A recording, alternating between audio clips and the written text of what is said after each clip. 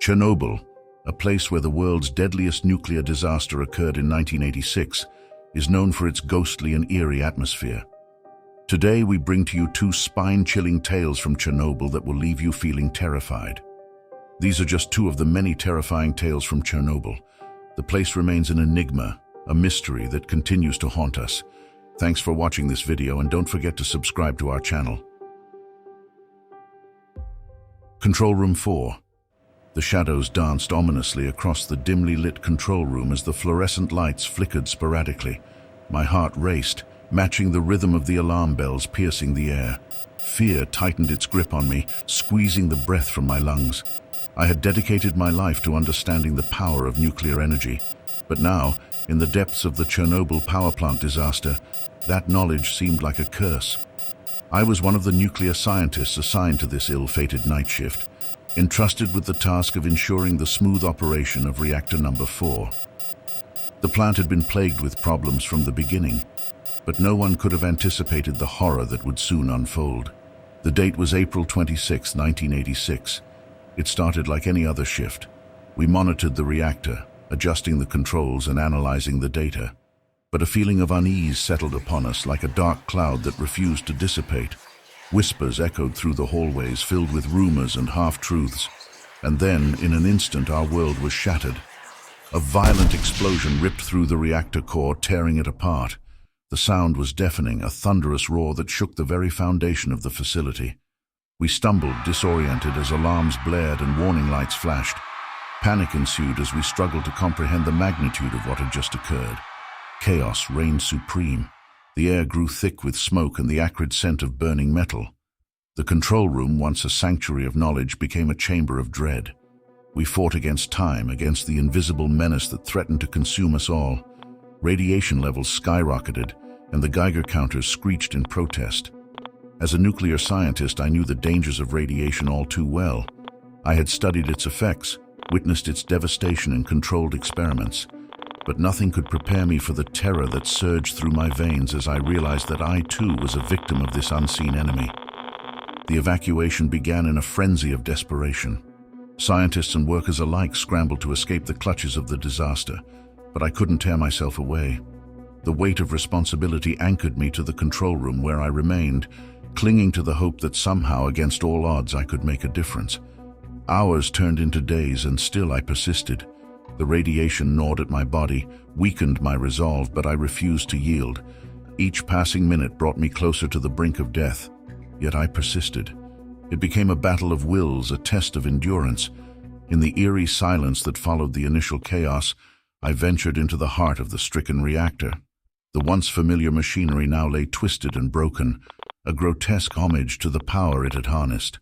The glow of the radioactive particles illuminated the darkness, casting an otherworldly glow on the desolation. The sight was haunting, a macabre ballet of destruction. It was as if the very essence of fear had materialized before my eyes. I could almost hear the whispers of the fallen, their voices carried on the wind, imploring me to turn back, to save myself. But I pressed forward, fueled by a stubborn determination. As I moved deeper into the reactor, my senses became heightened. Shadows danced and twisted, forming grotesque shapes that seemed to mock my feeble existence. I could feel the weight of the disaster, the crushing burden of responsibility pressing down upon me. It was as if the spirits of the dead had taken residence within these walls, their sorrow and regret palpable. The radiation had permeated every inch of the facility, penetrating my body and soul. Every step I took was a step closer to my own demise. Yet even in the face of death, I clung to the faint glimmer of hope that I could somehow mitigate the damage, that my sacrifice would not be in vain. Days turned into weeks, and my body grew weaker with each passing moment. The radiation poisoning had taken its toll, leaving me a shell of my former self. The world outside had moved on, the disaster fading from public consciousness. But here in this desolate place, time stood still. The echoes of the catastrophe reverberated through the hollow halls, a reminder of the price we had paid. In the end, I was but a witness to the horrors unleashed that fateful night. I had given everything, sacrificed my health and sanity in the pursuit of understanding. But Chernobyl had forever changed me. It had shown me the darkest depths of human arrogance, the consequences of playing with powers beyond our comprehension. As I lay on my deathbed, my body ravaged by radiation, I couldn't help but wonder if it was all worth it. The pursuit of knowledge, the desire to unravel the mysteries of the universe had come at a terrible cost. In my final moments, I found solace in the hope that my sacrifice would serve as a cautionary tale, a reminder of the dangers that lie hidden beneath the surface of our world.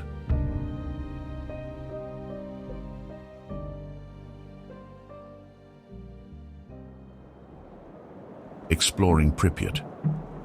As I stood on the outskirts of the Ukrainian city of Pripyat, my heart pounded with a mix of anticipation and unease. The stories of this abandoned city evacuated after the Chernobyl disaster had always intrigued me. Armed with my camera and a sense of adventure, I took a deep breath and stepped forward into the unknown. Walking through the desolate streets of Pripyat, I couldn't help but feel a chill in the air.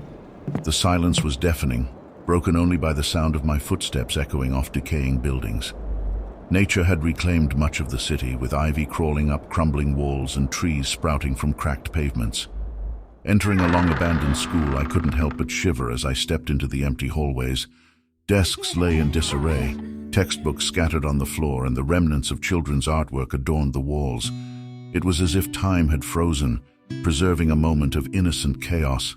In the distance, the rusted Ferris wheel loomed like a skeletal specter against the darkening sky. The abandoned amusement park was a chilling sight, frozen in time. Once filled with the laughter of children, now the ride stood lifeless, covered in a shroud of neglect. The eerie silence sent shivers down my spine. Venturing into the derelict hospital, I tiptoed through empty corridors, my flashlight casting eerie shadows. Broken medical equipment littered the hallways, and patient files lay scattered on the floor. The abandoned operating theater whispered tales of desperate surgeries and the panic that gripped the doctors and nurses during the evacuation. Walking deeper into the outskirts of Pripyat, I entered an area where nature had taken over completely. Trees stood tall amidst dilapidated buildings, their branches stretching through shattered windows. Moss and ivy covered every surface, blurring the line between man-made and natural. As I reached the outskirts of the city, I stumbled upon an old abandoned bunker. Curiosity compelled me to explore its depths. The dimly lit corridors led me deeper underground until I came across a room filled with dusty documents.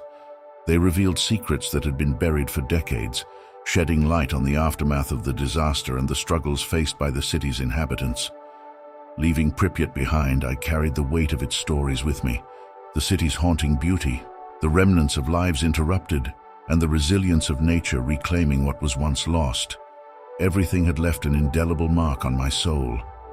Pripyat had become more than just an adventure. It had become a poignant reminder of the fragility of human existence. Even as I left Pripyat physically, the memories continued to echo in my mind. The silence, the decay, and the stories woven into the fabric of the abandoned city lingered, reminding me of the power of human endeavors and the lasting impact of tragic events.